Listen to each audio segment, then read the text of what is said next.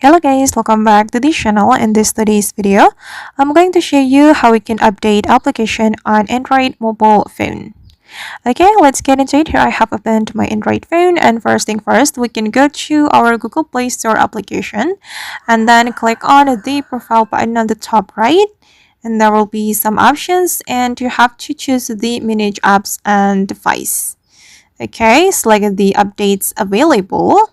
And then here you can choose application you want to update. Let's say that you want to update the Facebook application. So you just need to click on update button on the Facebook like this. And if you want to update all of the application, you just need to click on the update all right here. And all of the application will be updated at once. I'm just going to click on it, update all. And as you can see, this is what happened when you click update all. And I'm just going to cancel it, guys. Okay, and I guess that's how we can update application on Android mobile phone. I hope this tutorial will be useful for you. Thank you so much for watching and see you in the next video.